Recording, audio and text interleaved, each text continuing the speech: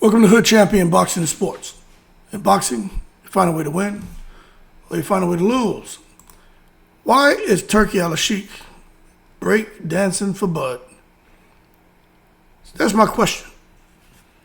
What happened, or what has been going on between Turki Alalshikh and Terence Crawford for him to want to make such a strong push to get Crawford the biggest fight that he can possibly ascertain? Now, please like and subscribe. Follow me on Twitter. Leave a donation for that fried rice and chicken wings if you enjoyed this video. Now, we know Crawford. One thing about Crawford, right? He was saying for years, the one fight he wants was Errol Spence. He got it, okay? After he clipped Spence, took a little time off, rematch didn't happen. Then the only thing he was saying is he wanted Canelo.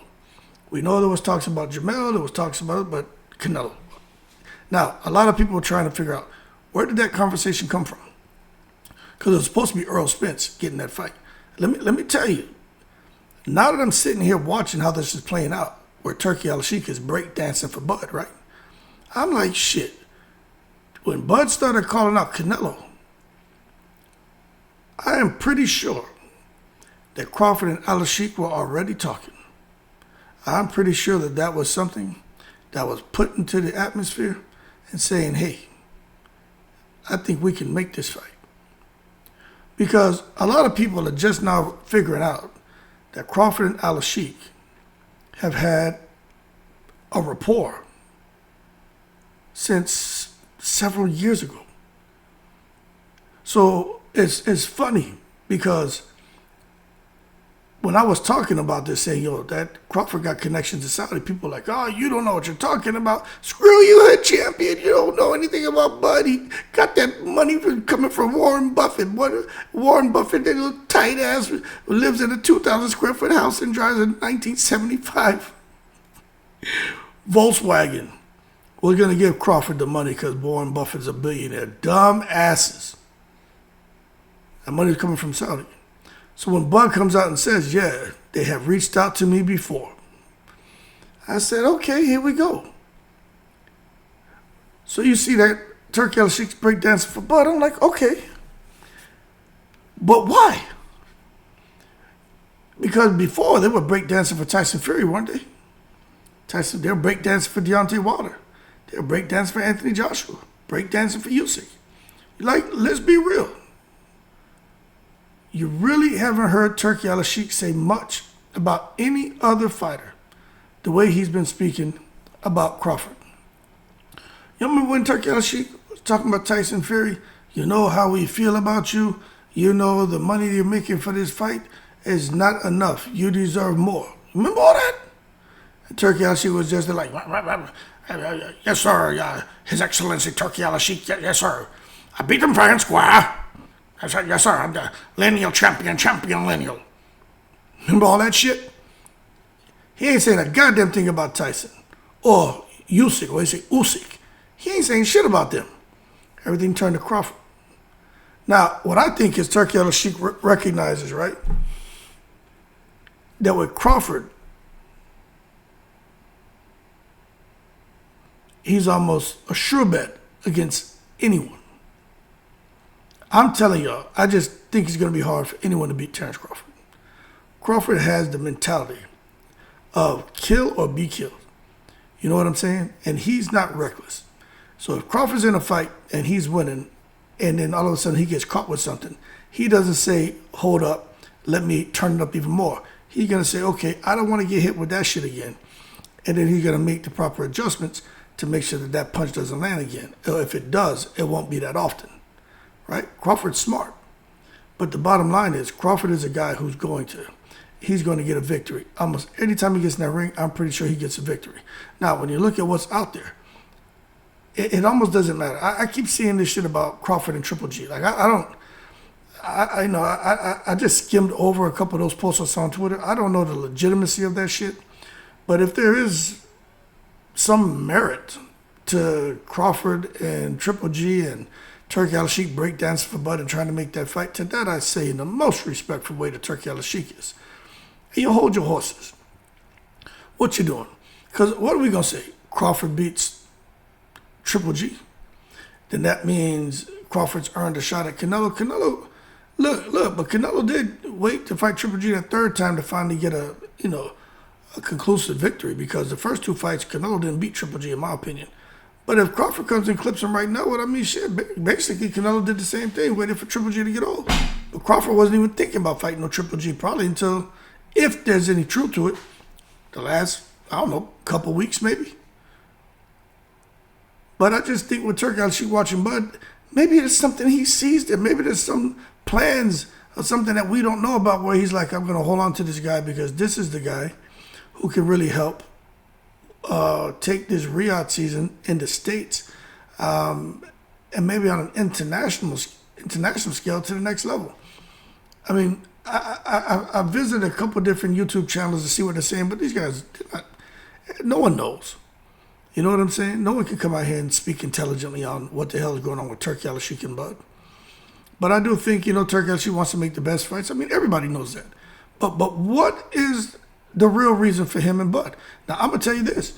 I know what the real reason was for him and Tyson Fury. Shit, blind man can see what the hell was going on there. The secret society. I think I'm joking about that shit.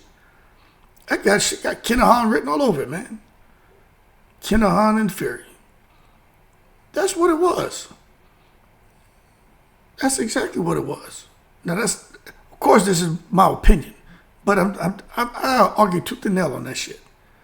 So it only made sense for Tyson Fury to get to the point to where he reached in boxing, because he was reassured and promised that is where he would be taken by Daniel Kinahan if Tyson Fury just trusted him.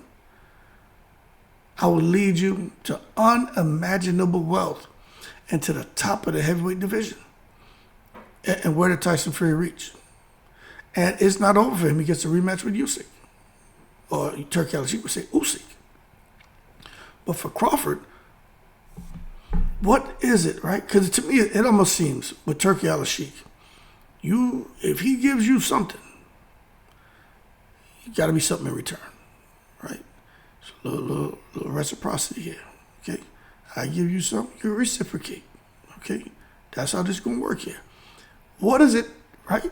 Just thinking out loud, just a conversation. What is it that Terence Crawford has done or has been doing, right, that we don't know about, that hasn't broke surface? That's what we really need to be talking about. Because you just telling me out of every fighter out there, every fighter, Turki Alalshikh decides that he wants to really get behind and invest in Bud. We know Terence Crawford, pound for pound, deserves recognition as the number one guy in boxing. He deserves it. He deserves it. But for Turki Alalshikh to get behind a guy like that who supposedly doesn't sell pay-per-view, who's not marketable, who doesn't have the huge profile, why? Why would he do that? Why not somebody else? You can say, well, Tank, he tried with Tank. Tank didn't want to work with him. He tried with Canelo. Canelo didn't want to work with him. He probably could have tried it with Earl Spence, but Earl wouldn't have worked with him because of Al Heyman. So maybe he's like, okay, all these doors are closing for these guys who have huge profiles. In addition, they have they're marketable, right? So they have huge profiles and they're marketable. There's money there to be made with these guys. But nobody wants to work with him, so he's like, okay, I'll work with Bud because there's really no obstacles in the way. Okay, cool. Right, cool. If that's the case, okay. But when I keep hearing that the Riyadh season card out there in LA, now, of course, take what I'm telling you with a grain of salt, because I see three or four different people posting shit, and I'm like, okay, it's worth mentioning, but I don't know if this is true or not. That for the Riyadh season card out there in LA, Turki Alalshikh lost upwards of like $5 million, $6 million. Now, I don't know if that's true, but the one thing that I always say is they print their own money out there in Saudi Arabia. I don't think they They're too worried about losing money. I'm sure they don't want to, but I think Turki Alalshikh is going to have to play this by ear and figure some things out because he's depending on Eddie Hearn. Now, this is the thing.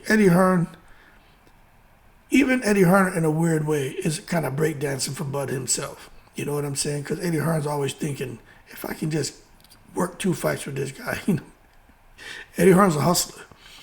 But I think for Turki Alalshikh to have depended maybe on Eddie Hearn to kind of know the market and know how to market the fights and how to promote the fights and, ways to generate, different revenue streams and stuff like that. I just think maybe there was a certain expectation that couldn't be met or that was not met by Eddie Hearn. But again, like I said, I don't know. It's just me having a conversation with you guys. But the bottom line is I'm still not 100% sure why Turki Alalshikh is breakdancing for Bud. I don't know. I'm telling you, to me, something seems off. It seems off. Now, those of you who are Terence Crawford fans, you're going to sit here and say, screw you, Hood Champion. Everything's a conspiracy theory. You just don't like Bud. Jump off a bridge and just swim with the man-eating crocodiles. Yo, my man, if I jumped in the water with man-eating crocodiles, that river would turn into a river of a crocodile-eating man. You understand? Them crocodiles wouldn't stand a chance if I jumped in that river. So don't wish bad on those animals. But that being said, I got my eye on this because something doesn't make sense here. Period. I know he wants to make the biggest fights. Crawford's a big name. He is the man. But something's off to me. Something's off. Anyway, I like Crawford. I hope this man keeps going all the way. But I just want a little more. There's got to be a little bit more to the story. Got to be a little bit more to the story. But maybe I kind of answered it in this video when I said he tried to get Canelo. Canelo don't want to work with him. He tried to get Tank. Tank don't want to work with him. Seems like Al Heyman doesn't seem to be that interested in really working with him. Just a hand-selected few fighters here and there. But it seems like maybe the real fighters that he wants, he can't get. So as a result, again, with Bud's doing his own thing. He's like, hey, plus Bud already... Look, whether you want to agree or not, Terence Crawford knew Daniel Kinahan. Terence Crawford already had a little connection with Saudi. All right? This is what I'm telling you is a fact. So who knows what other relationship Terence Crawford has always had and always maintained a good relationship with people. And what he's doing is legit. And maybe that's how Terence Crawford ended up with this opportunity and right now being the guy who Turki Alalshikh is breakdancing for. But I want to get some more information because it's just interesting to me. Out of every fighter out there who's marketable, who's proven that they've done better numbers pay-per-view wise, out of every fighter out there, why Terence Crawford? And I understand he's pound for pound recognized as the big dog in boxing. I get it. But it could be because they ain't worried about the money. Just like I always said, they print their own money. They want a guy who's going to get in there and fight, entertain, and win. And if that's just what this boils down to, well, then Crawford's their guy. Y'all keep cool. I'm in the breeze.